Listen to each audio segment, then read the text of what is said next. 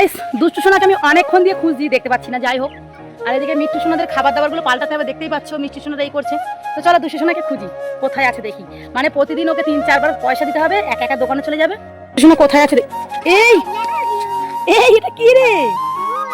তুই কোথায় পেয়েছিস ফুল? এই তুই পানিতে নেমেছিস কেন? কে সাল দিয়েছে তোকে? আরে না, কিনে নিয়ে এসেছি। এই দেখো, এটা কি কালারের বাড়ি? দেখো কি কালার ওটা দেখি। এই ফুলগুলো না আমরা ছোটবেলা তুলতাম।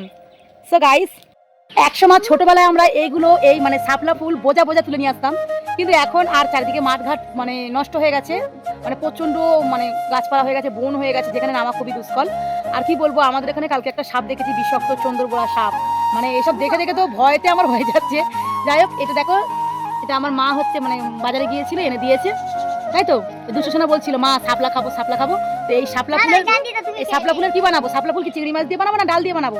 চিংড়ি মাছ দিয়ে। চিংড়ি মাছ দিয়ে? তো ঠিক আছে, চলো দুষ্টু সোনাকে শাপলা ফুলের চিংড়ি মাছের তরকারি বানিয়ে খাওয়াবো। কিছু রেখে দাও না, আমি পানিতে ভিজিয়ে ঘরে সাজিয়ে রেখে চলো, দেব। এই ফুল কি কেউ ঘরে সাজায়? হ্যাঁ, দেখতে সুন্দর, ফুল জাতীয় মানে দেখতে সুন্দর, কিন্তু ঘরে কেউ সাজায় না। এই শাপলা ফুলের বড়া বানায় জানিস, এই পাতা দিয়ে, জানিস? হ্যাঁ।